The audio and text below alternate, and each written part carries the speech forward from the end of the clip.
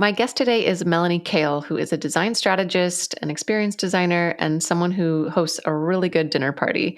Melanie is one of those people that is doing the super important but sometimes undervalued work of looking at a big system and thinking about how to actually ground it in the relational. So, how do you kind of take the bigness out of a series or a set of a complex organization and make sure that all of its parts have a certain integrity? They all have a set of similar values and they're all kind of channeling toward a similar goal. So there's a lot of actual coherence building in the work that she does, and through narrative and through relationship building, she can work on anything from popping up a dinner party all the way to building a school. She is someone who I might describe as an early leader slash high achiever who started off her career like with one of her dream jobs at the time at the Jane Goodall Institute. And I think you can tell from her stepping stones of her career, eventually finding design as her home, that she's worked for such an array of different companies. She came to mind as someone to interview because she's worked for the like Facebook Metas of the world, and she's also worked for smaller design organizations. She's worked in education and sustainability, and she's someone that because she's done so many different things, you might think, oh, well, what is the coherent thread? But we find it so easily, and it's readily right there, even if the expression of it looks very abundant and kind of like, oh, this is going to be require some extra detective work. So I think for anyone who's interested in learning about experience design, systems design, what does a design strategist do? And maybe you're someone like Mel and myself, another Mel, that just wants to do a lot of different things and found the right hybrid or intersectional field for us that allows us to succinctly say we would do one thing, even though it contains multitudes. So it's a rich conversation, and I'm excited to have you listen in.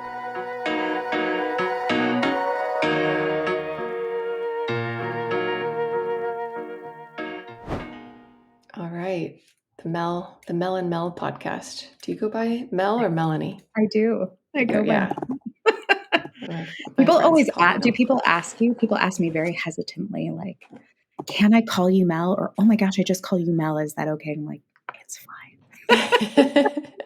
Some people are very, particular about their nicknames. But. Yes. Well, yeah, I feel like people, my friends call me Mel, and maybe other people hear that and then they latch on to it. But well, it's nice to be with you. And yeah, just want to start kind of like getting into it because I think there's a lot to cover here.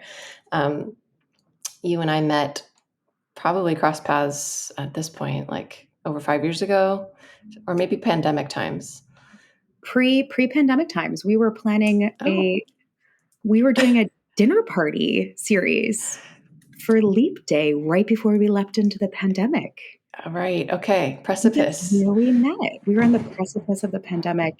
And I don't know if you want to give any context to that particular experiment, but kind of like we needed it right before. We didn't know what we were leaping into. Totally. Yeah. And it's making me think that I'm surprised no one's coined a tagline for before pandemic times, like a BP era or something. But yes, thank you for reminding me. We were putting together live events where you could actually gather in person with no knowledge of what was coming around the bend. Yeah, I had gotten connected to Experience Institute, and you'd been kind of a long time collaborator with them.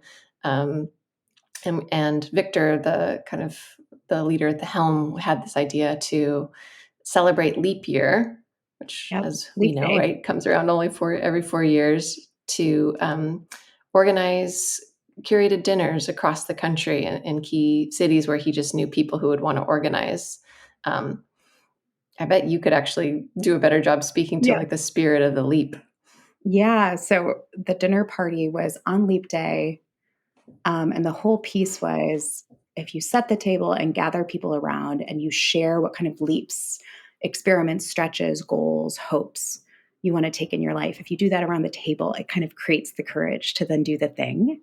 And so I hosted one.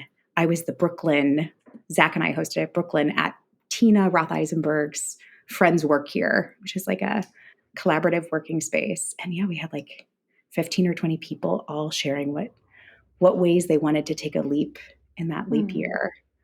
And then 2 weeks later, everything shut down. Wow. And so then Yeah. we all had this collective leap. And what was interesting Hmm. was that follow-up email chain, because I followed up with everybody's risk they were taking, ended up becoming every once in a while during that pandemic, we would reconnect, say, how is your Hmm. leap going?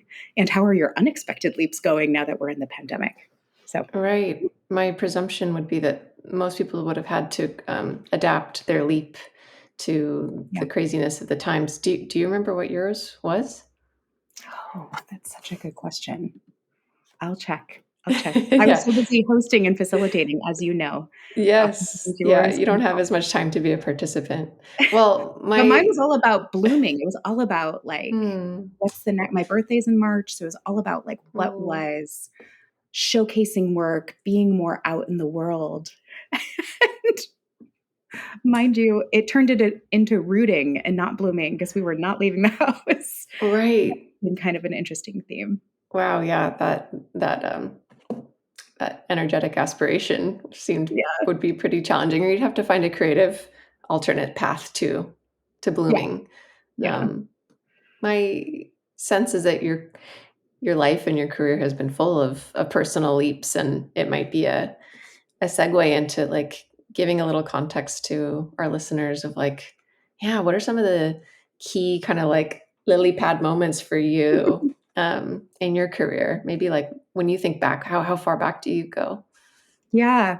Well, maybe it would be helpful to share kind of the chapters of my career so people can kind of understand what I do. And Yeah. then I have some moments that I'm like, oh, yeah, that's where I think they were Yeah. leaps, but they were also places where I developed those muscles to do what I'm doing now, which oftentimes is the more durable thing than just the moment, is like how you learned how to be Yes. in that And moment. so maybe give us the present so that we can do that Yeah. backwards kind of anticipatory detective work. Yeah. So I am a designer who works largely in the social sector, but also for purpose businesses. And I have a practice called Meld Studio, and we believe that how we design is just as important as what we design. So the process, the facilitation, the design of the design experience is transformative for the people and teams that go through it. But the chapters of my career, I've been in different design kind of sectors with the thread of facilitation and participatory design always weaving through. So I started in design for learning and designing schools, actually, of all things. So physical spaces. I was working in design architecture studios and urban planning firms. And we were also teaching teachers how to think like designers, but it was really at that intersection of design and learning. Hmm. The next chapter was more design and social sector, social change. So I worked on a broader designing services, designing organizations, designing strategies, not just physical space. And I worked Mhm. on health and uh, access to finance and all sorts of things. And I did that at Dalberg and Meta. And now I'm kind of in this design for organizational transformation and change. Mm, And that's my current chapter where I'm independent and in partnership with a few mm, other practitioners. mhm. Because the word design is coming up so much, and because, I think it can be kind of like an elusive one to those who are not kind of in the design community or world, Yeah. what how would you define design, or, like, picking it Yeah. apart a little bit? Well, I always, a lot of the projects I work on are some sort of design or strategy project. And I think about it as how do we, at its very core, it's about making something in response. And so that might be designing or making or bringing something new like a service to life. That might be bringing something new like a new program or offering that a nonprofit wants to offer. It might be designing a new fundraising strategy. It might be designing, I've worked on products that are digital, right? Designing the actual interface Mm, online mhm, or in places. But with any of those processes, people have to, the best processes, you do it together. So I'm the person that helps you do it together. So I do mm, the research process. I do the stakeholder conversations. I help craft the workshops where we bring all of what we know together and try to imagine what it might be. And so I Mm. often like work alongside true designers, or I don't want to say true designers, it's probably not the right frame. I work alongside what would be traditional designers Uh-huh. to bring those things to life. Is that Anyone helpful? who's listening to the audio version of this recording, I think should pop over to the video one, because I think your hand gestures really kind of um, help convey sort of the relational dynamics, right? Of just, and I love how you said it's like making something in response to. It's like Yeah. not just sort of out of, I don't know, thin air, but it's sort of I don't know, making it made me think of like there's an audible or sort of invisible call for something to be Yeah. made better or created, and designers, heed that. Ooh, that's beautiful. It reminds me of something I say with clients often of like every project happens in a moment in time for an organization, for a sector. And oftentimes, like even before you decide what you're designing, you decide what moment of time we're in. What led us to this moment where we're designing a new addition to this school, right? Mm, Like, oh, we're designing a community center. Why? How did we get here? How is now the right time we all come together and look at this problem or possibility together? And so I love that because I think we often underestimate that design is a narrative process of us, of communities mm, creating together. And I think mhm. that's one of my expertise is helping people name those invisible things so that they have Yes. meaning, right? And I think that comes from designing with schools first because it's so precious, right? Mm, Versus designing, a product that has like a generic audience is like all of the users you're interviewing here care deeply about the outcomes, right? Their futures are wrapped up in this. Our futures are also wrapped up in the way our products are designed. We just aren't always aware of that or bring that perspective to the process. So, right, right. In some ways, you kind of started in a high stakes, high meaning, high value environment of like this of the yeah. school.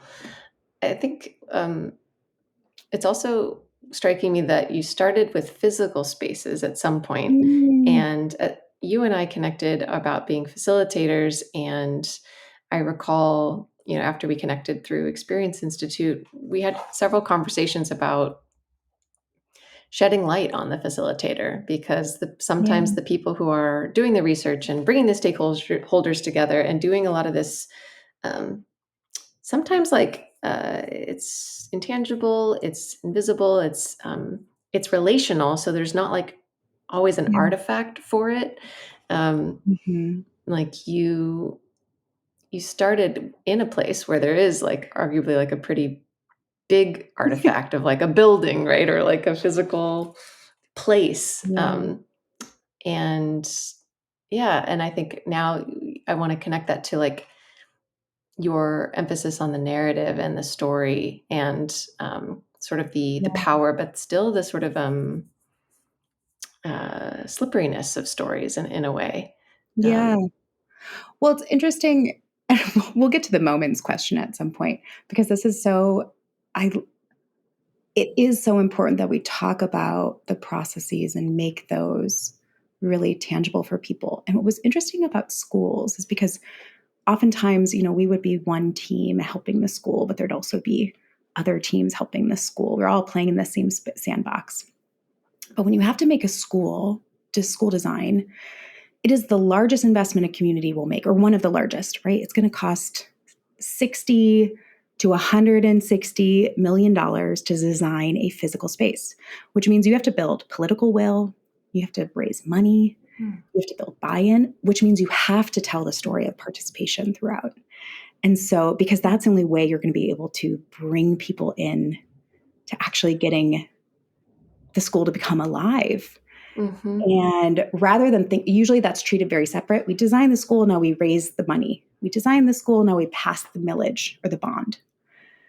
What we really liked to do is design the process that people kind of leaned into it. And we would throw dinner parties at the beginning of our school design process to talk about the future of education and how this school was a microcosm of it. And we'd invite everybody to the table and like have this bigger discussion. And then we would mm, immerse mhm, and like live at school for a week and do our research in very like communal ways, but also go to the play and do our interviews and do our workshops. And then maybe Yes. take tons of pictures and give those back. Not to be like, these are our pictures for our slide decks, but hey, we saw you.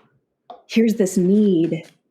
So like part of it is telling the story is like braiding that in as you're doing the Yes. process. I've been playing around with new language for how I think about the design diamond and design processes. And I often think of it as a design braid.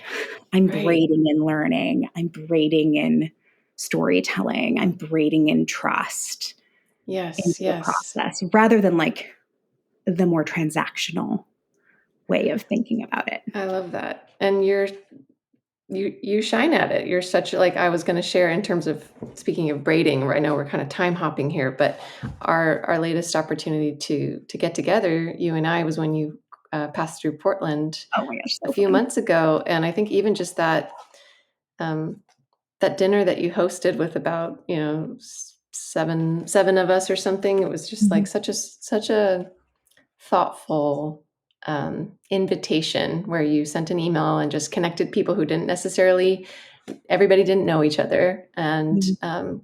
and we had a dinner, but you had thoughtful prompts, you had an incredibly detailed email that followed up with like notes from what we talked about, offerings from the group. um, you took a group photo. So even as I was saying that, um, facilitation doesn't always have like its physical artifact, I really see how you have, I don't know, figured out how to create more like a weight to it, or like give it some Yeah. substance. The residue too, like we have Hmm. to be able to point, we have these experiences and we go, oh, that was transformative. I wish you were there. And either we have to live differently, right? We have to just live our lives differently after a transformative experience, or we have to like do show and tell. We have to have pictures. We have to have artifacts. And like Yes. two things from that dinner very concretely, because you were talking about how so many people share amazing little tips on your podcast. One thing that it did was like, I just had a little note and it said breadcrumbs. And it literally was just random little fragments of conversation that we had. And I just emailed back the breadcrumbs in hopes that we would find our way back to that conversation Mm. and to that moment. And I think a few people went and did a painting thing at somebody's house after. And then I took that picture and printed it out and mailed it back to everybody.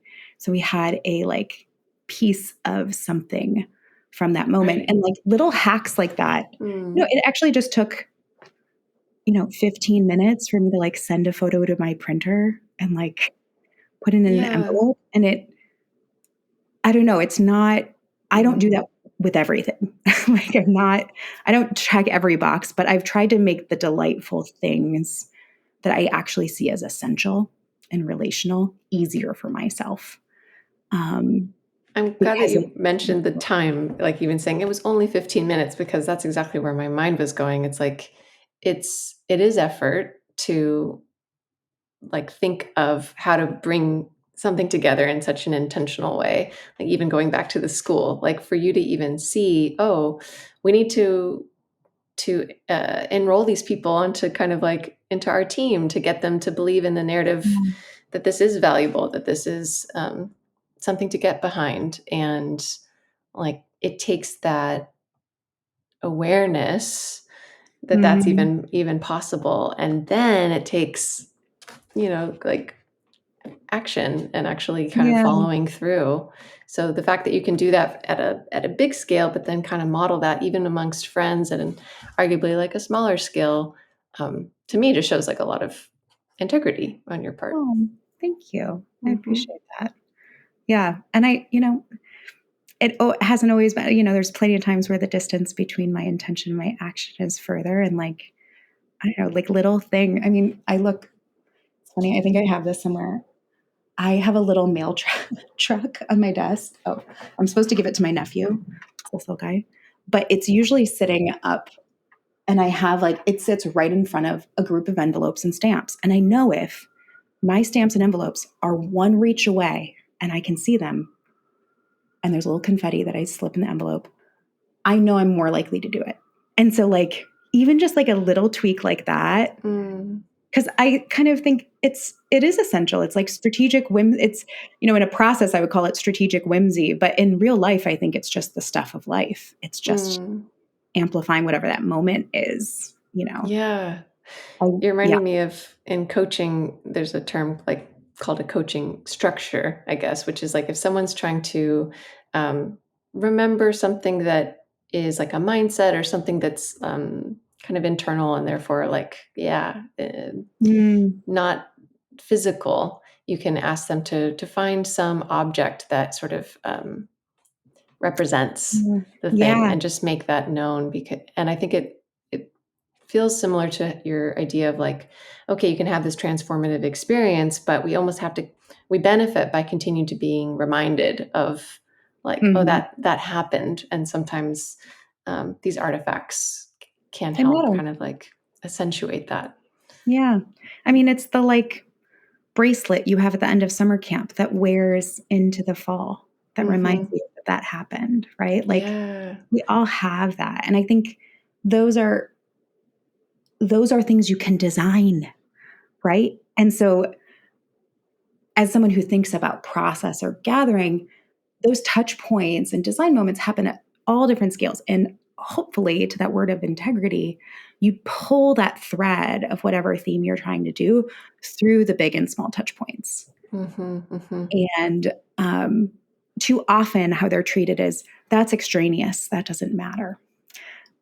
It's easy to actually wipe out all the little things that make Right. something magical when Mm. people don't realize that if you just did one or two of those, they show such integrity and they actually have outsized impact because they're at a human scale. Um, and yeah, I just like, I think that's core to my practice. I actually wear a ring and on it, it says, it's a Taoist saying, to see small beginnings is clearness of sight. Mm. To see small beginnings is clearness of sight. Mm. And I don't know, I have a lot of reverence for smallness and like Well, you know what that's reminding me of? One of our breadcrumbs, our big breadcrumb, I think, at our dinner was your love of moss. yes, I was hoping we we would wind our get to way moss. here. Yeah, The because listeners are going to be like, what? So listen, dear listener, I love moss. This is a confession. I actually do had you a see the moss. connection Yeah. between the ring saying and moss, or am I making a stretch? No, I know you're not. I was hoping you Yeah, would say that. yeah, Or like when you said maybe. that, I was like, oh, she remembered. She remembered because Yeah. moss is like a microcosm of it creates its own little environment. It is small by nature. It can only Mm. exist in small places and it creates ecosystems wherever it goes. Moss and lichen, they erode stone, small organisms, like they're the root of any ecosystem in many ways. And I think we often, there's a lot of talk about mycelial and fungal systems right now. And I think these are just part of those cousins of small invisible ways we see Mm. systems. Mhm. Um, and moss, we were in the Pacific Northwest. You have beautiful diversity of, of these things. Yes, indeed. Yeah. Well, I'm noting your skill of finding a great metaphor to help kind of like illuminate a point, and a lot of the ones you've used in our conversation today so far have been nature based. Yeah. Um, when I was kind of you have one of those LinkedIn profiles that you have to click the button that says go into more experiences to like it doesn't all fit on one page. But as I was like, I'm going to go to the very first one to Oh, understand. yeah. And, I'm piecing the story together and now I have you here live. But um, I guess I felt like there was maybe a theme around like nature, earth, Yeah. sustainability, kind of in your early career chapter. Oh, that's Um, so funny. You have a good eye. does that Yeah. land? Yeah, totally. I mean, when I was younger, I wanted to be a primatologist and study orangs in Borneo. And I fell in love with Dr. Jane Goodall, whose birthday's it'll be in the future when this is listened to, but it's tomorrow. Her Hmm. 91st birthday is on April 3rd. And I didn't And end you up worked for coming, her institute. and I worked for the Jane Goodall Institute. So I Okay, didn't. wait. That's like you were interested and then you got to work for her institute. Like, does that feel like a little small dream Oh my, completion? 100%. I literally just pulled out a letter she wrote me because it's one of my most precious things. Yeah, no, and Mm. that's an interesting story because and we can talk about the moments, but one of the moments in college was realizing, we can go into it, that had lots of interests, and that was a blessing and a curse. But one of them was I ended up studying social policy, and I got to specialize in a few different areas in environment and education, and then just gender and some other things were interesting to me. But environment was a big one. And in social policy, you had to pick a practicum. So, of course, I picked two, and pitched them to each other because I applied for the Sierra Club one. And then I saw that the Jane Goodall Institute was opening Mm. a branch of their service learning office, Roots and Shoots, in Chicago. And I sent them a cold email being like, you're opening this thing, you probably need some help. And they're like, Wow. indeed, we do. And so then I go to have that interview, and it's in the same building. It's in the same floor as the Sierra Club. So I walked in the other door into the same office and had an interview. And of course, I was thrown into indecision, of like, do I go with the Jane Goodall Institute or do I go with the Sierra Club for my first real professional internship? Wow. Um, I love and that you had the wherewithal at that age to send the cold email, right? That's something I mean, that that's the only reason I'm here today, honestly. And not that email, but that my naivete before 25 and the dawn of the internet, blessed. Yes, yes. It's gotten me so many interesting places. But yeah, and so I was thinking about it, and I was like, you know what? I Mm. don't think the other one has enough work to keep me full time, but I really, if you give me an A and a B, I'm always going to make C as an option.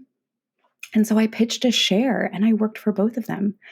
And so I worked on a clean car legislation and grassroots organizing for Sierra Club, and then I helped set up the Roots and Shoots office, and then I continued with that Jane Goodall Institute job for another year and a half and organized her first trip to Chicago for that reason, to open that office and organize that whole gathering of all the service learning groups in the region.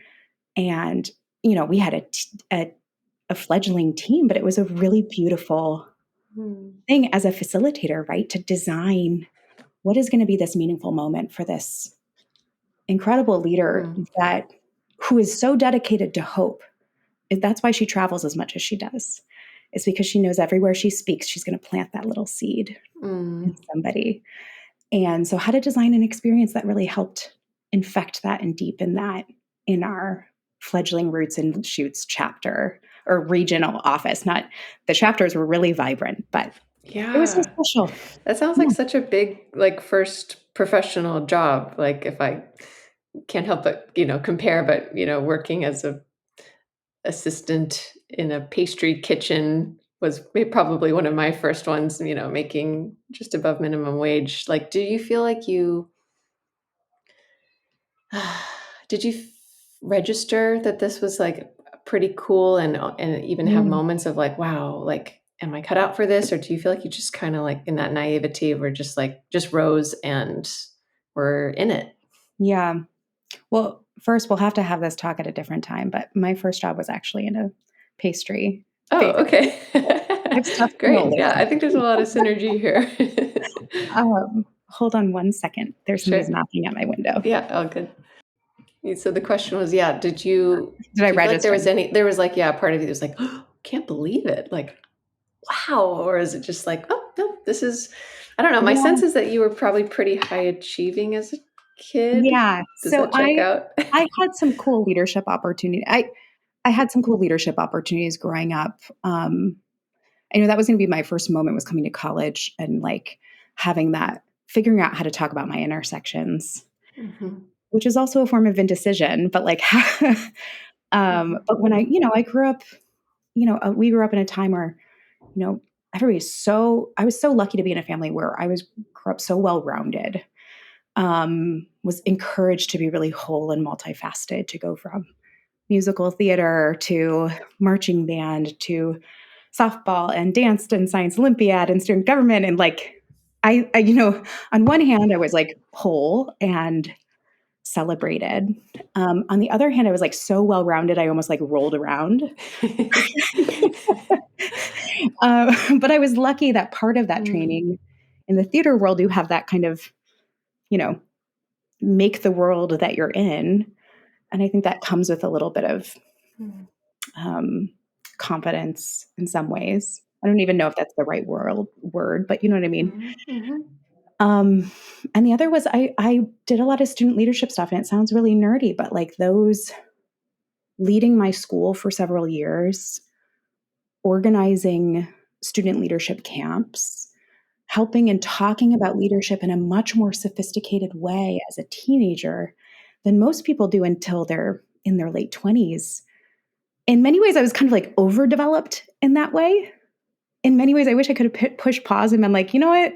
I mean, I worked my retail jobs. I babysat. I did all those things, but like, I probably needed a little bit of like a Rumspringa or like some sort of real, like, not serious thing. But I think I had a lot of that growing up, and so I think I felt grateful and really lucky, but I do think I was maybe somewhat overdeveloped in that way. But in some ways, it was great because it made me. I think I was really good at seeing possibilities, and if I had the right nudges or enough pull inside, Mm. I would push the button Yeah, in the email.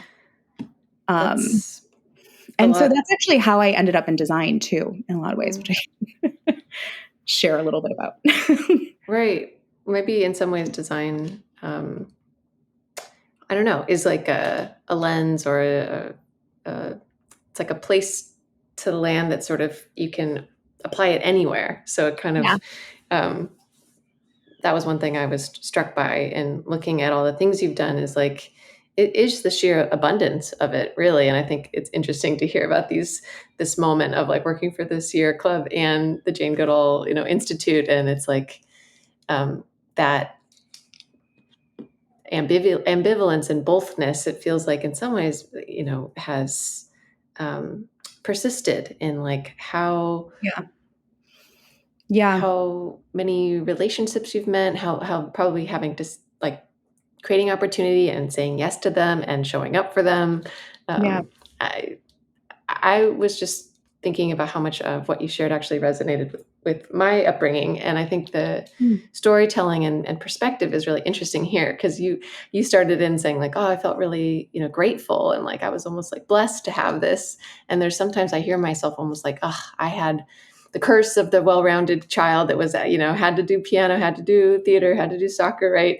I think in reality it was a mostly a blessing. But then part of like a story I've heard myself say is like, well, I didn't know what I wanted to do. I didn't know where to land. yeah, And a lot of society kind of around that time I felt was saying like, well, what are you really good at? Well, writing for your college entrance essay, right? Or oh my you have to gosh. only pick your one major, right? Like you need to converge, converge, converge.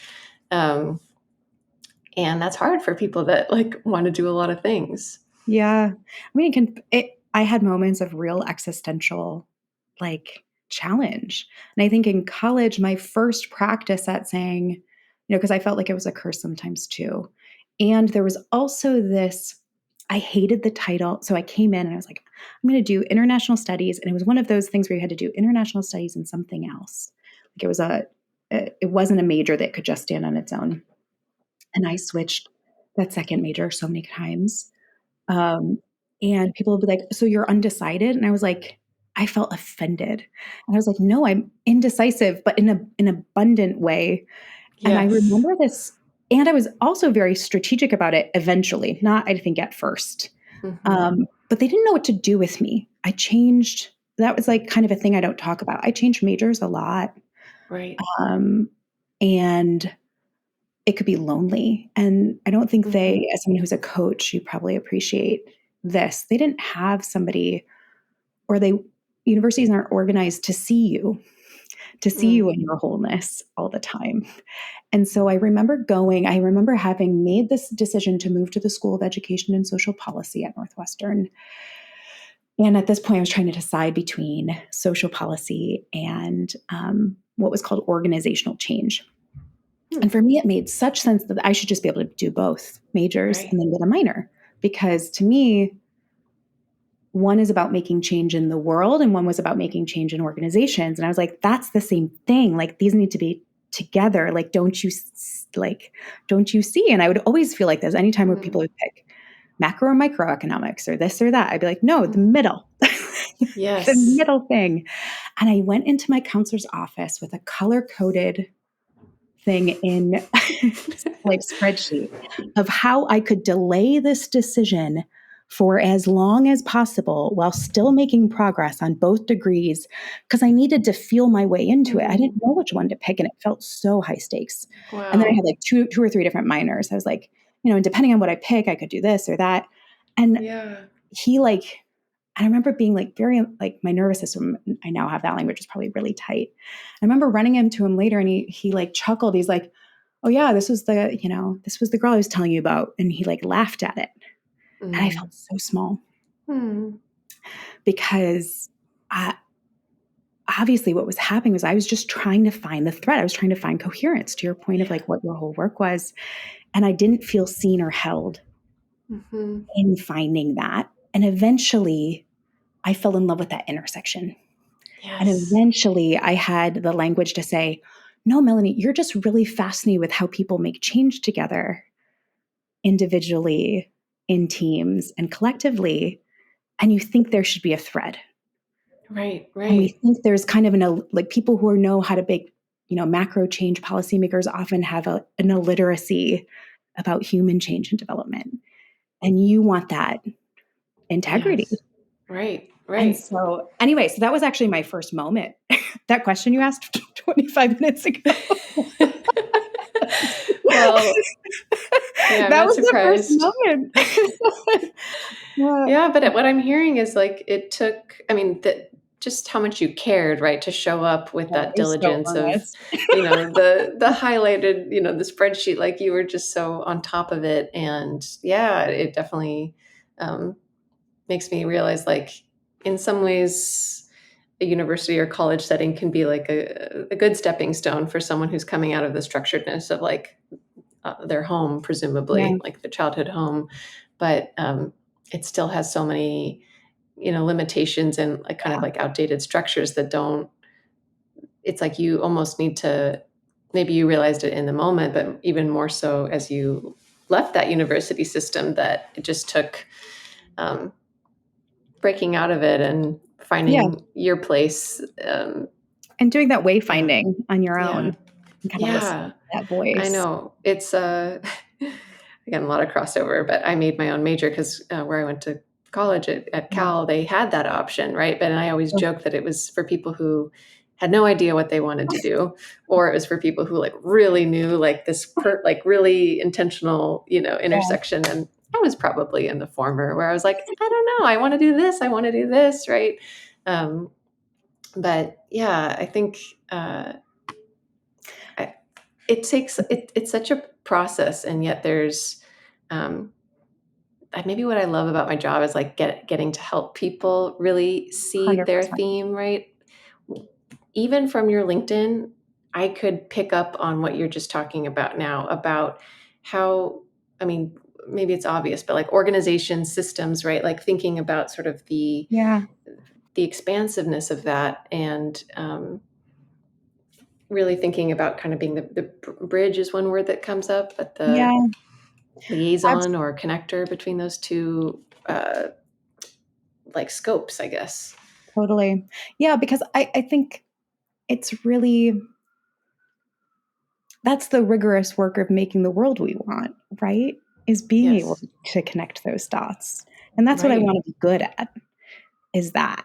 And I don't like when the blue sky thinking is separate from the on the ground. Like the magic is being able to toggle from those worlds. Um, Right. Ugh. and It's really I think striking me how right you are. Just like that is like some of the hardest and most necessary work that we need, like always and right now. And always, and like, I always thought about it, to the nature point. I remember saying to my friend who I led backpacking trips with in college, who was also she's now a PhD biologist.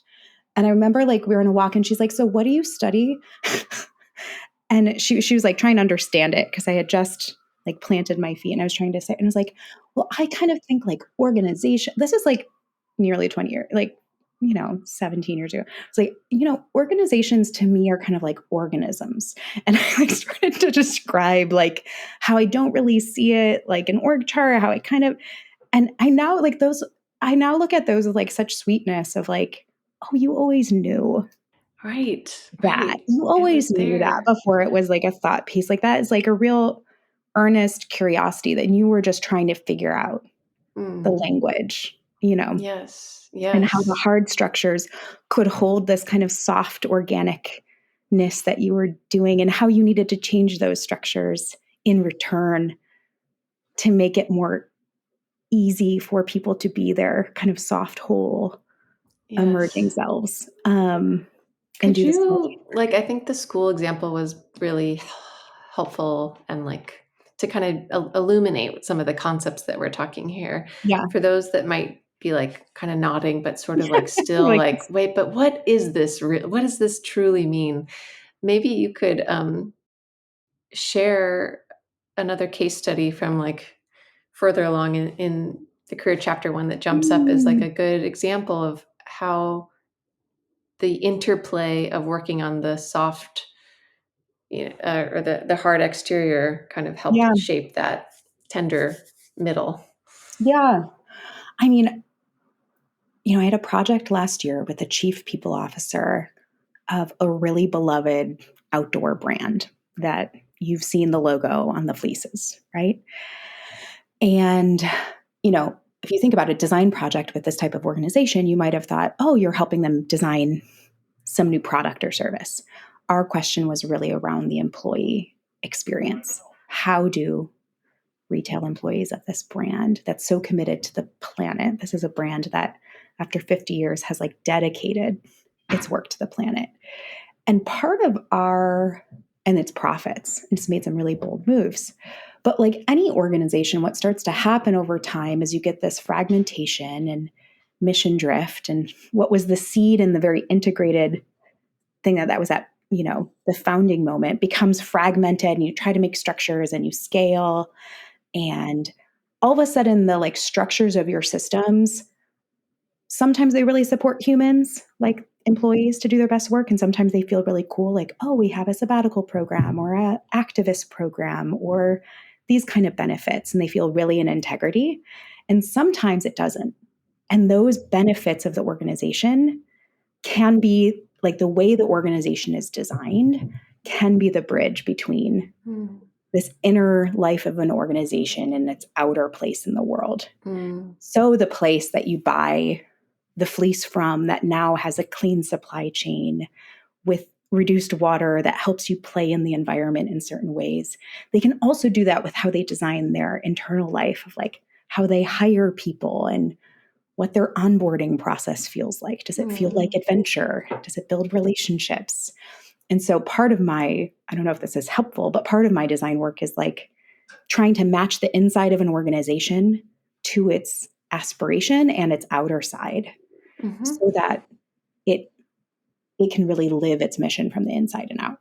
And so Right. that was and the way we did that process, how we designed the research, also felt like that, right? So, oh, we're going to go on these field trips to these different stores, and we are going to make sure that there's a workshop that feels really restorative and adventurous. We're going to give grants to each of the participating stores to like design an adventure afterward. We're going Mhm. to Mm. follow people from, their morning swim and their bike ride into work to their morning stand up, and try to understand their life and how it Mm. interfaces with their workday. And so Yeah. the process designer in me designs all those things to feel really integral as well. Ugh, So I guess that's yeah. kind of, it's like, there's so much to say about that case study, but like when you talk about Mhm. inner and outer worlds, like that's an example of like by having the environmental policy and social policy background and by having the business and organizational change side and by being a designer, I could connect those two worlds, Mhm. those worlds together and design a process that helped make a more integrated organization and help Yes. redesign some of those strategies and systems. No, that's helpful to hear. And there's that word again, right? Integrated, in integrity. It's like, I mean, it sounds so meaningful. It sounds to me, it sounds very fun to almost, it sounds like just take the sort of main values or the core themes that make up the foundation of, in this example, right, this company, and then think about like what are all the different expressions of that, Yes. right? Yeah. It's like through the events, through the rituals, through the practices, through visual design, Yeah. through actual kind of like policies. All those You things can are, be designed. yeah, All those things can be designed. hmm, And I think like we often forget that we have creative license right, there often because of our trainings. One of my other like leaps in my career, I had one leap that was very weird that involved a random email that got me in design, which I can share if it's helpful. But one of the leaps I made in my own career was like I was about to go to business school. Got into a fancy business school, had put off, like, had thought about doing all different types of degree programs for the longest time. I like am the type of person that every 2 or 3 years I entertain a PhD. Like, I'm like, oh, I mean, like, when I realize I have like a PhD, like a PH in doing, like my D in PhD is doing. I like I that. do very rigorously. um, and I Mm, like, and I'm a nerd. I love school. And in some ways it would have been really easy for me to continue in school because I'm good at school or was. mhm, I'm better mhm. at other things now. I need to get better at school. And like I literally went to New Students Day in at Yale and then just didn't go. And I had decided in some ways I was kind of doing what I already wanted to do. And I realized that in thinking about the classes I was most excited in, it was about, I was like, oh, I'm going to take classes in design and in policy and I'm like, Melanie, what percentage were in the business program? Right, Which, there's sometimes where I wish I had that shorthand where someone could just look at the fancy stamp and it's like right. a shorthand for, I call it like insurance on your credibility. It's also legibility. Yes. It's easier to explain to people. Um, But I love that you had the bravery, the courage, and the self-knowing to recognize that the sort of, prestige or glitziness of like a nice degree or set of letters that would come at Yale, right? To yeah, turn that down, or um, do you remember kind of making that decision on your own or weighing that with other people around you? How did you come to yeah. that? I mean, it was a really, it was messy. I was uh, thinking about, or had just, I was in the process of leaving a job that had started in such a beautiful way and then just kind of didn't turn out to be the place that would. So I was in that transition. I was in some like life in your 20s transition. I also realized that like, I didn't have a family that was going to, this was going to be something I would have to pay back. So that was a little scary and daunting if we're just being real practical here. Right. And I didn't know if I was going to go pure like nonprofit and get it reimbursed or not. And like, that was just scary. And, the first thing I tried to do, if I'm completely honest, is delay it. Can I defer this decision for a year? Mm-hmm. Typical. and for me, that was like, oh, I'll delay it and then I'll go, but I'll do some of the experiments I wanted to do. But then I'll Right. know I have this thing to go to. Well, they're like, we don't do that. Like, unless you have a medical reason, we do not do that. I was like, darn it, Mm. worth an ask. Yeah, Um, it is. and yeah, I mean, Mm. I think I decided that I that I could revisit, that work wouldn't be lost, right? If I wasn't getting that, like, you have to go now, whatnot, that I could always revisit that. I think, Right. you know, sometimes I wonder what it would have been like to do it, but at the same time, I wouldn't have this life. Right. I love this life. Moved to New York. I helped grow a design studio. I pitched like all the big moves I've made. I sent some sort of weird email when I saw a seed somewhere else and said, I can help grow that. You know, That like seems like a theme I'm picking up on, is the yeah, seeing an opportunity and sending the out of the blue email to just yeah, see. yeah. And it was like, okay, I designed a Hmm. fellowship that ended up becoming an opportunity. There were some guys from a place called Frog Design, which, for folks that know IDEO or some of these big innovation and product design firms, they left Frog to start a studio at a place called Dalberg. Dalberg Design is very similar to an IDEO.org. We did design work for the social sector. So with Gates Hmm. Foundation, Hmm. Rockefeller, Hmm. USAID, which so much thinking, like, could reflect a whole Yeah. nother podcast on that and everything I learned in that role. But Hmm. knowing that they're in that first year, I was like, oh, I love entrepreneurial things. I love Yeah. innovating within structures Right. and Which keeping those structures. Yeah. I almost want to then bring us to the transition from to running your own Yeah. consultancy and being self-employed. And am I correct that that almost was like accidental, or how long you've been doing it? You weren't planning on Yeah. this being the thing.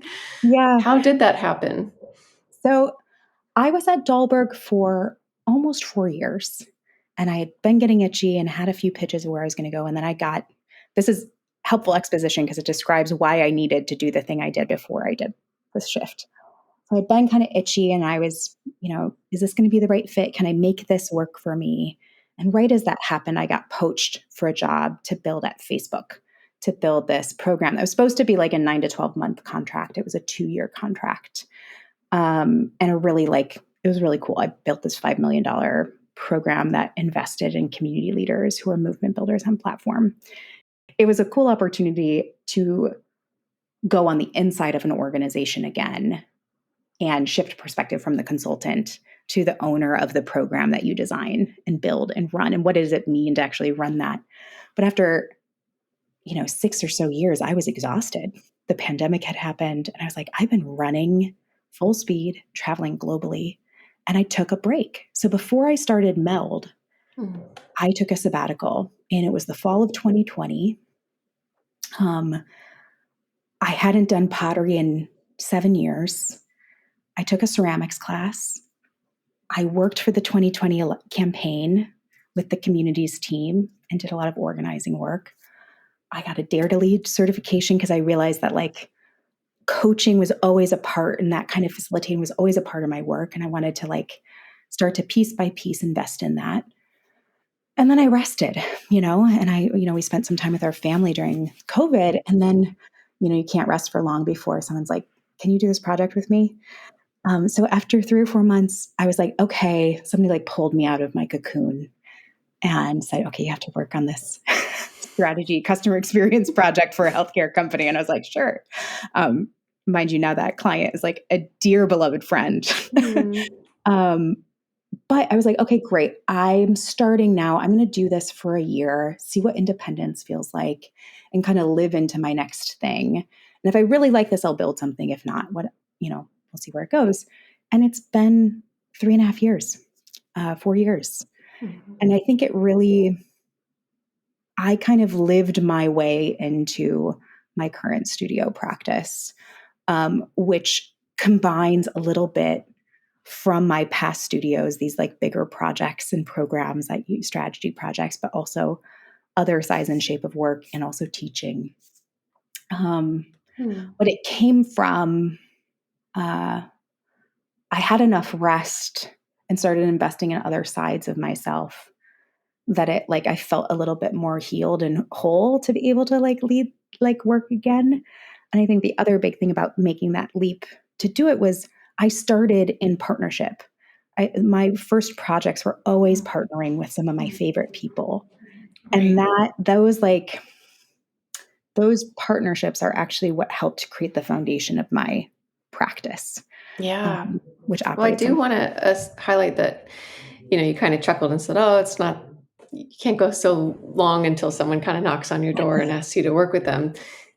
That's not true for so many people, and I guess I just want to highlight that it's a testament to, like, the kind of career that you've built and the kind of, like, relational person that you are, because Oh, people that's think really of sweet. you, and, like, I think a lot of people might even get a pang of envy hearing that, to be like, "Oh, I wish someone was knocking on my door. I wish I had to fight the work away." But that is, I would say, like, a byproduct of just being that, Mm, um, I say permeable, I don't know if that's the right word, but, like, the flowing of in and out of, like, "What do you think?" and sending something over and being receptive and making those mm, connections.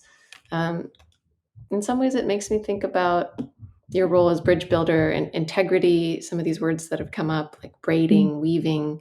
Um, your business is called Meld, and that feels like it fits in that word cloud there, right? Like, can you Melissa tell me, like, what? Melissa has her word cloud out.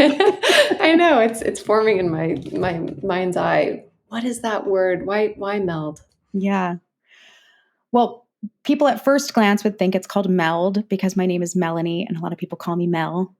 You've been Meld. I swear on all that that is holy. That is not the reason my practice is called Meld. Um, Meld embodies a type of connection that I really hope to have. The definition of meld, if you don't know, is to mingle or merge, unite, blend together. And part of my work has always been in partnership, walking alongside clients, um, being in partnership with a few other studios, making teams, melding teams together. Mm. Um, but what I love about the word is that it's a mysterious word. They actually don't know the full etymology. And so they think it's the Mhm. combination of melt and weld. Mm. And so melt, when you think of melt, you think of oozy, you think of liquefying. It takes Mm. heat and time and like gooiness to make something. It's a real human word. It also means in Sanskrit to soften and Middle Mhm. English to dissolve. Very And then thoughtful. welding, on the other hand, okay, it's just badass, right? It's a badass engineering term. You kind of think about when you close your Mm. eyes, you see like somebody put on their little welding hat and sparks flying everywhere and some new Mm. contraption coming out, or Mhm. at least that's what I like see. Yes. I Some of love my that. grandfathers were machinists. Um, Mm.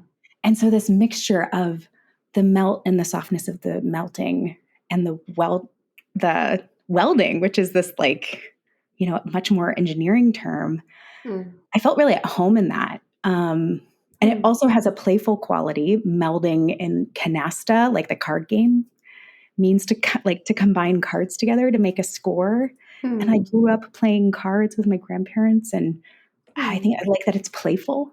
And so I just Yes. love that, like, Yes. this one word actually, like, if you start pulling the threads at it, is just so it embodies kind of something I really love. And so Yes. when I, like, found it, it felt like when I found the word, it kind of, like, was like a rabbit hole. I was like Alice in Mhm. Wonderland just being like, Mm. "Oh, that etymology. Oh, that. Right. No, I like that more." Yes. And so it became Meld. And for a while, Right. I don't have a website for it. I have domain names. It's, my LLC, but, Mm. it's felt really at home because of the how I like to do the work. Yeah. I And mean, then unsurprisingly that, yeah. like, you didn't just give me one definition of the word. You gave, No. and like, meaning and reason why, right? It was like, y here are 20, Yeah. because, like, that is in and of a nutshell is, like, what you do, which is, like, Yeah. pull something together that has all of, really, like, all these different threads that, Yeah. yeah, that coalesce in this really, I mean, impressive and satisfying way. Um, Yeah. yeah, I think, And you can kind of I don't know, I'm, like, playing with the idea of doing a newsletter with it or mm, doing gatherings. because the alchemy of bringing people together, but also because like melding is a way of seeing. I really do believe that. Like when you make connections, like the way someone sees is like a really important thing about them. And I hope that my way of seeing helps people feel seen, right? And like helps Yes. people feel kind of whole in that. So, Yes. I love that. That's yeah. really beautiful. And I have two more notes for us. I could keep talking, but I want to be cognizant of Yeah. time. One, in some ways, like you said, Meld is very playful. And I think, one thing about the work that you do, like you're not afraid to address and confront very like heavy, Yeah. as some people might say, like wicked problems, right? Like that are really tough. And like there can be a lot of, there's a lot of potential for like seriousness in Yeah. that. And I just kind of like noticed, like, even in your website, you have sweet offerings for people who visit, like where you link out and you say, hey, do you need a little bit of like wonder? Do you need a little bit of like, Hmm. here's a whole link to a set of amazing natural phenomena, or here's some beautiful pottery. Like it all kind of tethered back to some of your interests, but it felt like a gift. And Mm. like, it felt like signaling a value of delight or play, wonder, something in Yeah. that. Um, and tell me a little bit about how that element has maybe like aided you in the work that you do. Do you ever find a quote that kind of feels like a gift? Your question reminds me of this quote I found yesterday by Alan Watts. And it says, the task of a liberated person is not to scold the world and preach to it, but to delight it back to its senses. Hmm. To delight it back to its Hmm. senses. And, Hmm. the world we're trying to make, it has to be a joyful one. Nobody's going to scold their way to social change. And I think we really did ourselves a disservice. I think anger has a role and seriousness. I am nothing if not serious. But I also know that like the joy is serious too. Mhm. And that's how we, in those moments, in those dinner parties that feel like, oh, that's just an extra thing, you should cancel that, that's going to be that, where those sparks happen is the place where we're going to get the soul fuel to be able to do the work we need to do. Mhm. Mm. And the walk I need to take between meetings where I look at flowers, like that kind of coming to my senses is how I Mhm. remember that this client actually cares about the natural world. Like Mhm. we have to be there.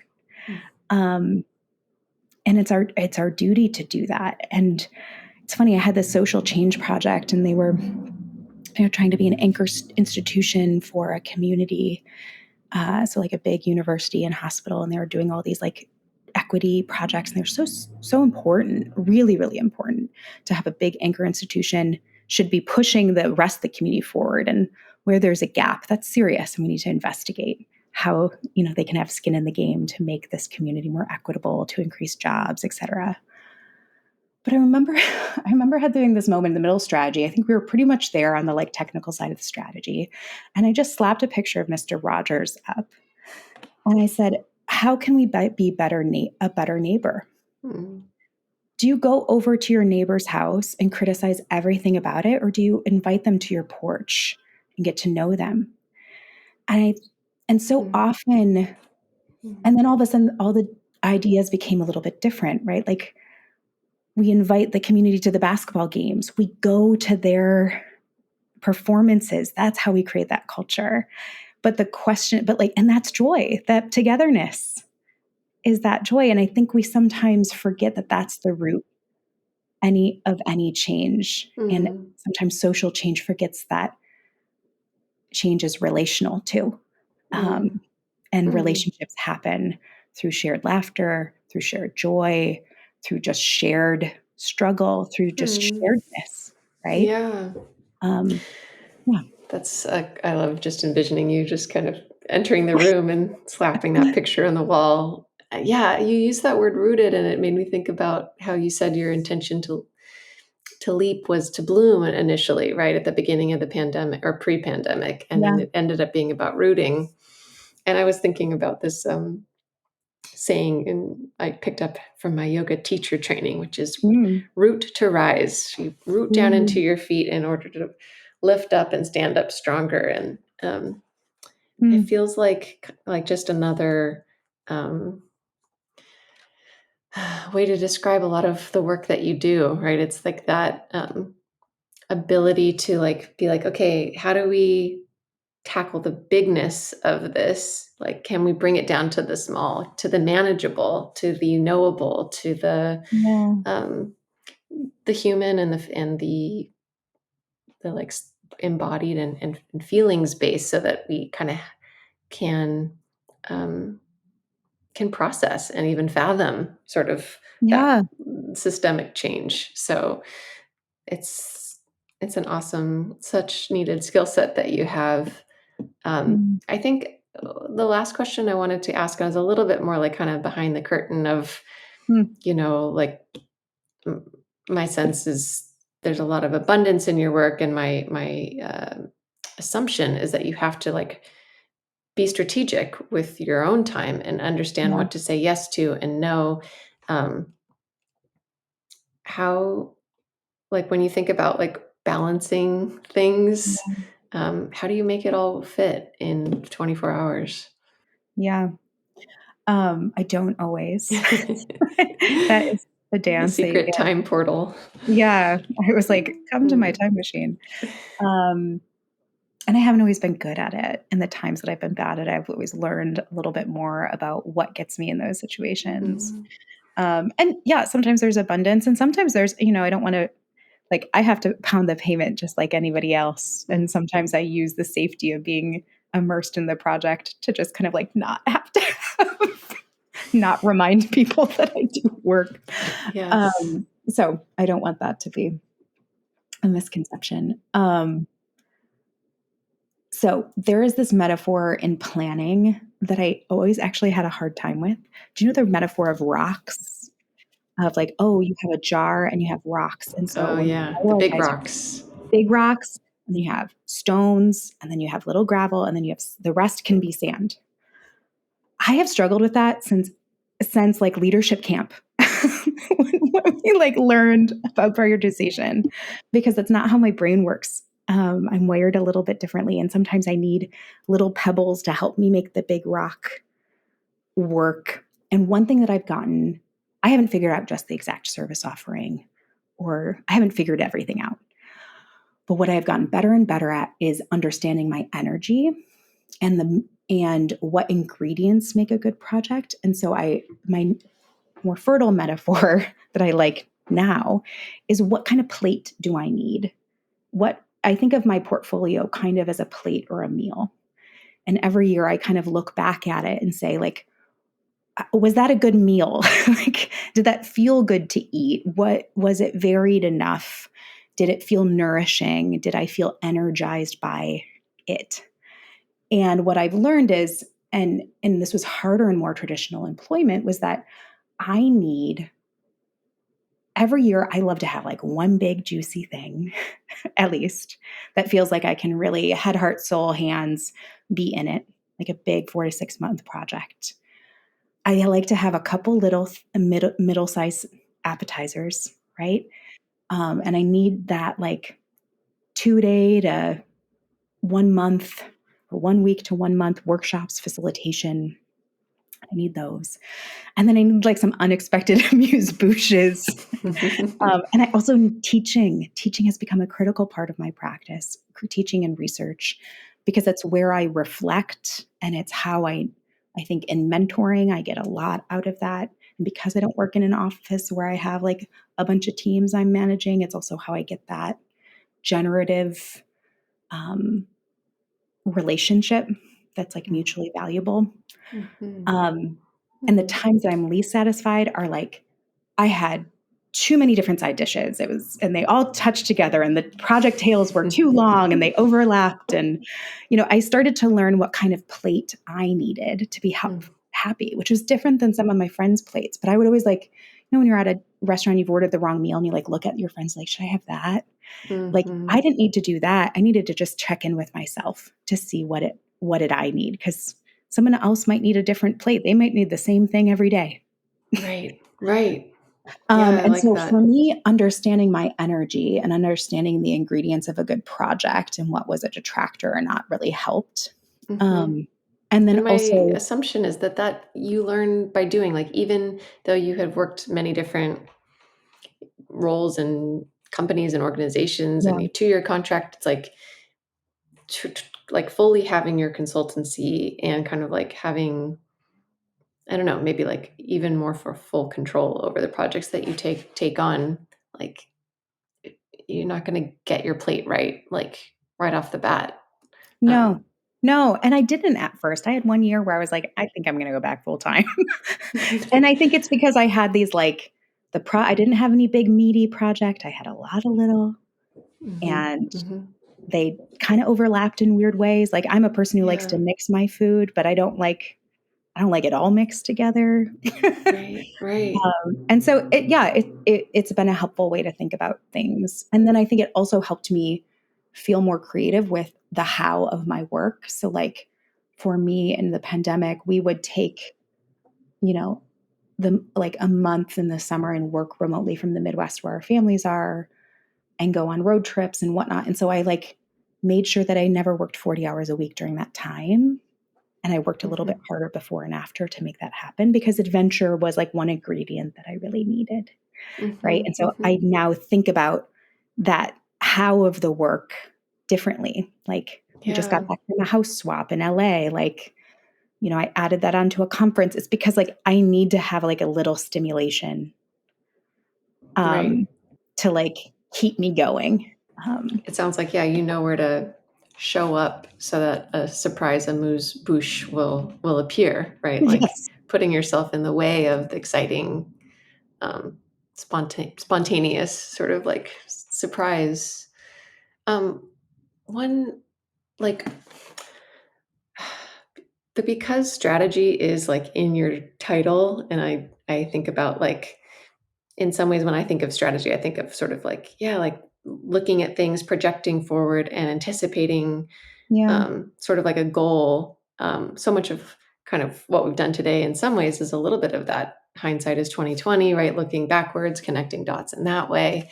Yeah. Um, all to say, in the moments where you realize like you might have some things on your plate, but you know that you need to drum up some new business or something. Yeah. Um, What are some things that you do either in the clarity process for yourself to understand what to put on the plate, Mm. or even tactically to start getting some new, I guess like it's like business development, but to get, new conversations going? What does that look like for you?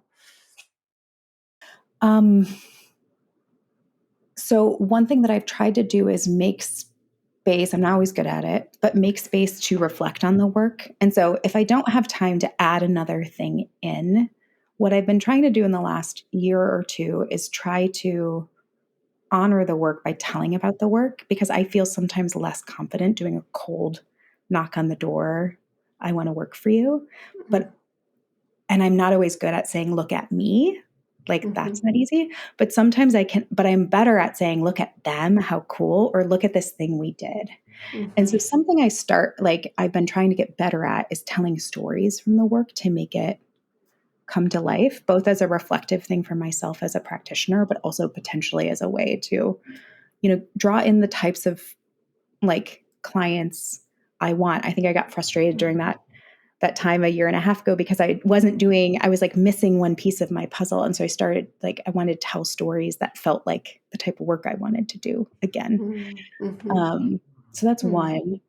Um, the other is I tend to like you, I tend to react to things with like hosting. So, sometimes like in connecting others or by having a dinner or meal and just being in that setting as a host, it's a more comfortable place for me to be than somebody who's, doing cold outreach. And so sometimes, and this is hard when I'm really busy, but I try to make room for that because it just feeds me as a person. But if it has some sort of extra professional, yeah, I like an try to do extra, that as I try to host things. mm, And part of that is like cultivating my community, largely of female facilitators and practitioners. And so by by hosting a coffee or conversation or connecting people, I don't know, it like jogs something in me. Mm-hmm. Um, Mm-hmm. I think what I'd like to get better at is like doing that in any more structured way or use that time as a time to package up things that I've done once that I want to do again, like Mm-hmm. as an offering. I think you're really good at that. I Mm. have a bunch of things that I've done once or twice and I evolve in my own thing, but it never becomes a product. And so there Mm-hmm. are some things where I'm like, man, I just have done a lot of things. And it would feel a little bit more satisfying to like shape them into an offering. So I think that's a growth edge for me. Yeah. Maybe Well, that's something I'd like. exciting to think about, like kind of keep my eye out for kind of Yeah. what the shape of that of like a product might look like. But yeah, I think you've shared some really great ideas for other people. And what I take from the two that you shared is like I recently did a podcast episode of called Your Authentic Sharing Style, and Mm, the people who don't, I mean, I would argue it's probably like the rare person that like really likes being like, and I, look at me, or I yeah. did this, right? But uh, there are different like tactics or tones that you can use, spotlighting other people, inviting other people in, and creating kind of like a reason for other people to gather, but still kind of um, connect you Yeah. to a greater collective. Those all sound really smart and like you found and kind of like an outreach strategy that feels authentic and kind Yeah. of in your wheelhouse. Totally. And the thing I'm trying to do more now too is like apply to conferences or papers. Like, like make the work last a little bit longer. Sometimes that can be Mm-hmm. um, a nice gift to yourself because you have to make something before Yes, you go to yes, that. And then you're talking about the work, and that's always easier for me. Um, right. and it's a I gift for other people. And so I've totally. been trying to do that a little bit more for myself. And eventually, my hope is to, you know, pitch for work that isn't client work, right? Pitch for grants, get other types of creative work that I'm doing that's not just Mhm. not solving people's problems as the main mode. Right, right.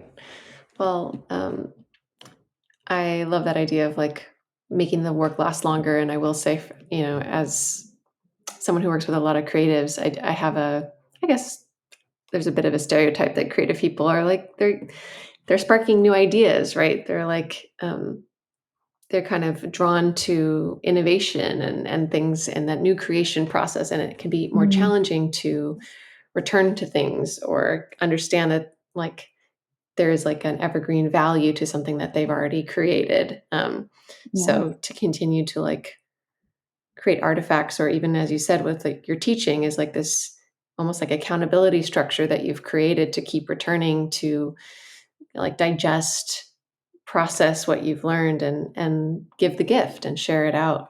yeah, So yeah, I think I'd love for people who are listening to really think about that. Like, how can they yeah. almost elongate the value of things that they've already created? Um, Mm. Melanie, where can we people find you? I'm gonna direct people to, yeah, Yeah. locate you. So in our modern social media age, I feel a little bit more fragmented than I used to. But people can find me professionally on LinkedIn.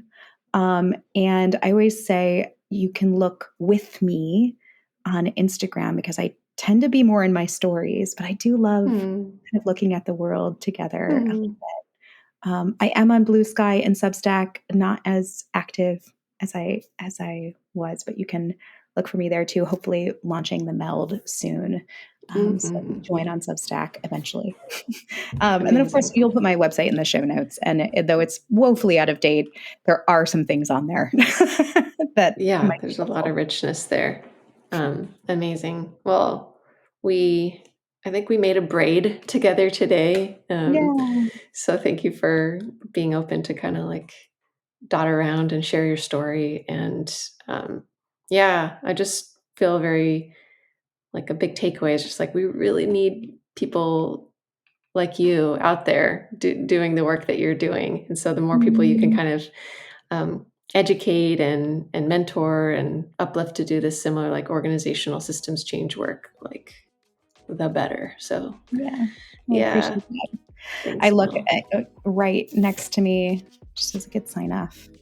I have this note that says, "Whole people change whole systems." Mm, And so I guess that's my invitation. I hope so too. And I hope mm, that we can kind of stay whole in the process. mm. Um, so, yeah, thank you. Beautiful.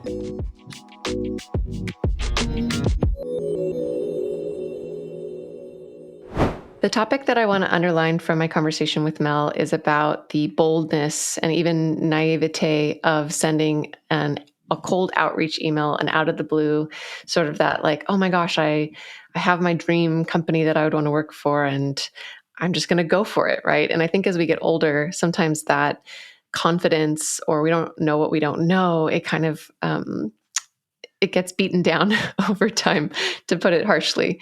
And I think Mel, she brought up a good point of like in the internet age, right? I think maybe I won't make the assumption that it's true for people who are in college today. Maybe you see a wider scope of what people are doing because of things like social media and the internet, and that can make it more intimidating or feel less possible. So it's almost like if we could just rewind or temporarily erase our memory a little bit, or another way to think about it is just kind of building up some thick skin and doing outreach that feels, I mean, deeply personal because you're intentional about who you want to reach out to, but taking some of the emotion out of it in practice. And I think for clients that are looking for a job seeking, and they know that they're going to have to do a lot of outreach or job applying. And I would say the same thing that goes with people who are self employed, who are running their own business. It's just so much outreach. It's so much putting yourself out there. It's like waving hello again and again. And that does take a certain kind of course, courage, but vulnerability. And I think if we're so soft and tender and like kind of entertain our swirl of like, oh my God, there's no way that this person would ever get back to me, or they're going to think I'm so stupid, or what do I have to offer, right? Those questions are so normal that come up, but also so unhelpful. And so if you find yourself in a place where you're like, I've been debating sending this email, or I kind of have this sense that I want to reach out to some people, but I have really not stepped toward the keyboard to write that email. Consider this an extra nudge, a loving nudge to just say, you know what? What is the worst that can happen? I've had so many great things happen by just trying. And yeah, sometimes if you don't hear back from someone, it doesn't feel great. But just trusting yourself to be resilient and tough enough that you can weather it, and really kind of operating with that, like you got one life. What do you have to lose, right? So be a little wild and just give it a shot.